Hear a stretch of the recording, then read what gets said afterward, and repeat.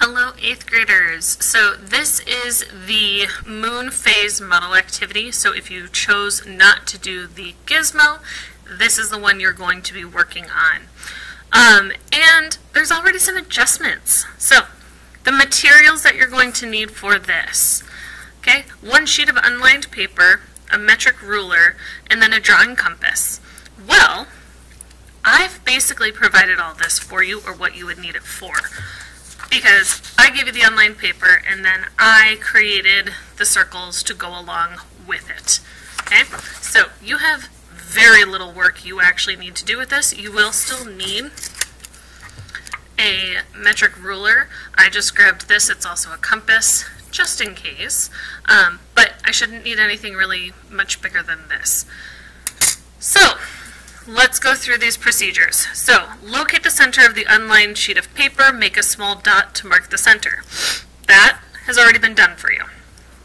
Set the compass to 5 centimeters wide and draw a circle around the dot you made from number 1. You cannot use the number on the compass to set the width of the ruler. Okay? Basically, what I wanted you to do was put a dot here and then make a 5 centimeter radius there. Already done. Number 3, set the compass to 1.5 centimeters wide and draw a second circle around the dot you made from step 1. Label the circle Earth. Okay, so I've done this hard work. What has not been done is labeling it Earth.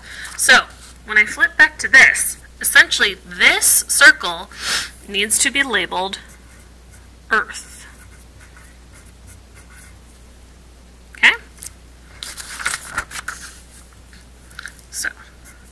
Turn your paper so that the short end is toward you. Well, I already did that. Using the ruler, draw a line across the center of the circle.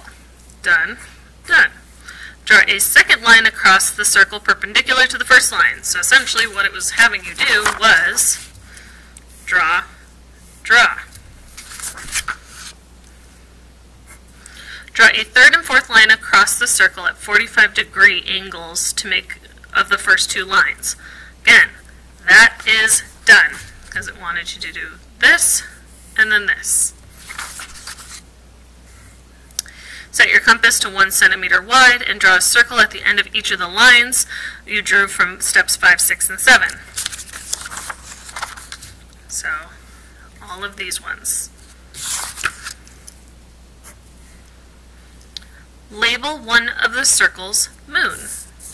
Okay, so what you're going to do is you are going to label one of these moon. Okay, I'm just going to go over here and I'm going to put it at the top. Moon. Okay, there's the moon. Draw arrows from the top of the paper, make them 1 centimeter long and space them 2 centimeters apart. See diagram below. Okay, so at the top of my page, I am going to draw a 1 centimeter line, and then every 2 centimeters or so, I'm going to make another one. I'm just going to mark every 2 centimeters on here, because to me that's easier. Okay.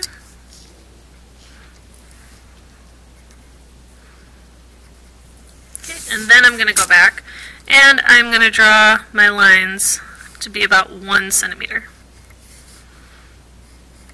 You'll notice that I'm lining up the 1 and just going to the 2. It is not making it 2 centimeters. It's still only 1 centimeter, but I know exactly where the 1 could be my 0 versus the actual 0.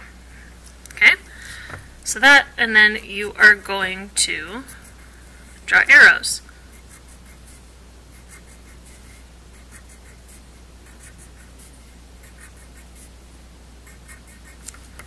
Okay? Then you are going to label the arrows sunlight. See diagram above. So you can write it in however you want, but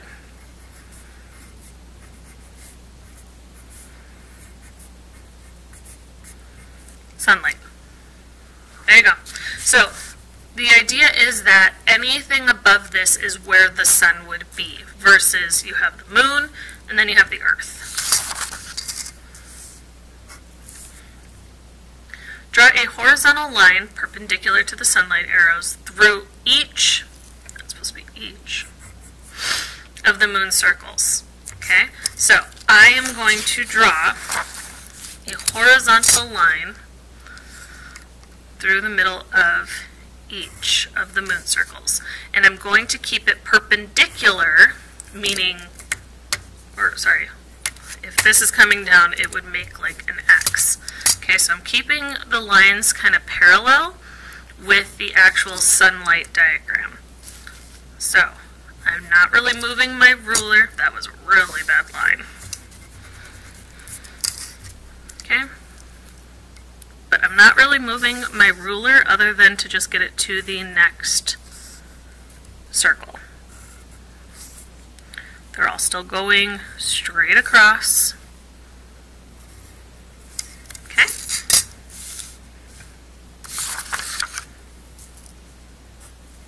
Shade the bottom half of each moon circle. So, now that you've done this, what you're going to do is you're going to shade in this portion. Okay, and you're going to do this with all of the circles. Okay, so on and so forth. I'm not going to waste your time, just going to do those four. You know what to do from there. Okay, so you need to come back and you need to finish step number 13. Number 14, shade the bottom half of the Earth circle.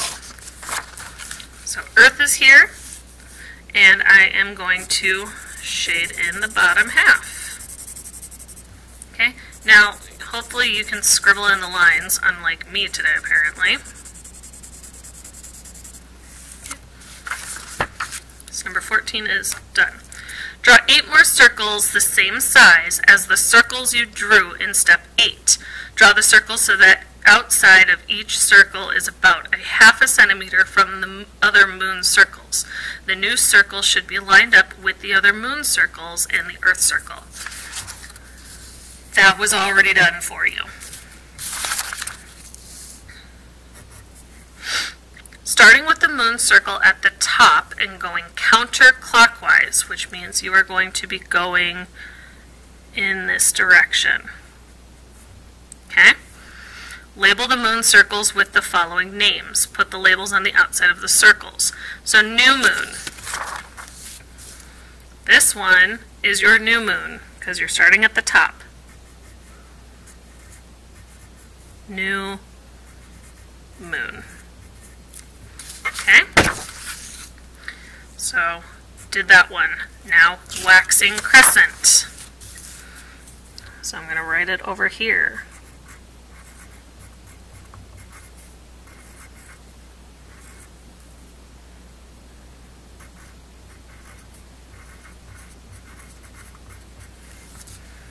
Okay.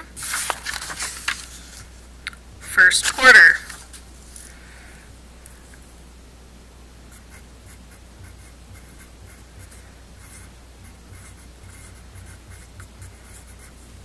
And then you are going to continue with all the other ones. Okay? So, did this, you need to come back to the rest of number 16 and do the remaining. Start with the top line coming from the Earth circle and going counterclockwise. Again, we're going to go this direction. Label the lines with the following times. So 12 or noon. Okay, so that's this one. This is 12. Noon.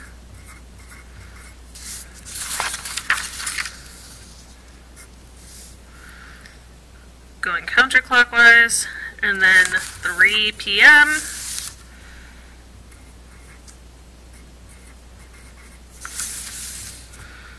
(6 p.m.), and then you're going to continue. Okay? So, come back to number 17, please. Number 18, shade the outer moon circles to show how each phase appears from the Earth when the moon is at the highest point in the sky. Refer to page 108 in your textbook. Okay?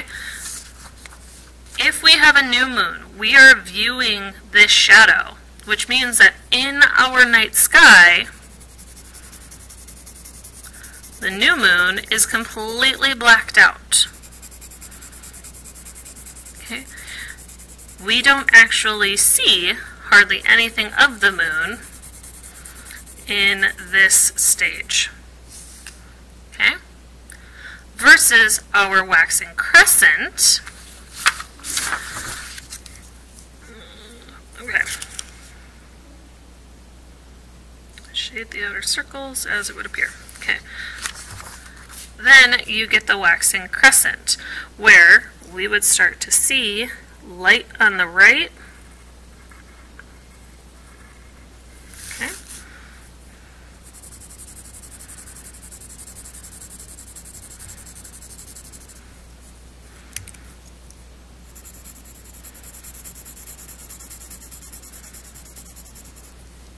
Okay. So that. Make sure you are keeping the light on the correct side as you progress through the rest of the moon phases. Okay, so you will need to continue with number 18. Then answer the questions under data and observation. This is on the back page.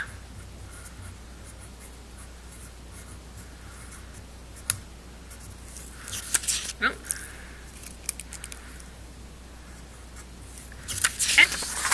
So that is all of this.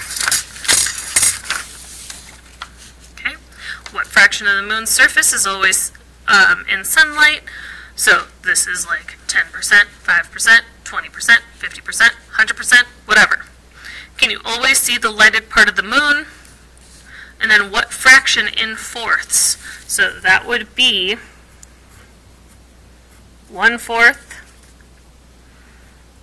1/2, 3/4, 4/4, or in this case, 0/4. Okay? So which of these fractions line up with this? At approximately what time does the new moon rise? If you turn your paper, so the moon in question is at the top, and rising time is the line pointed to the right. Okay? Times. Okay? And you will continue with that. Okay? Any questions, comments, concerns, please ask your teacher and we would be glad to help you. Okay? Thank you so much.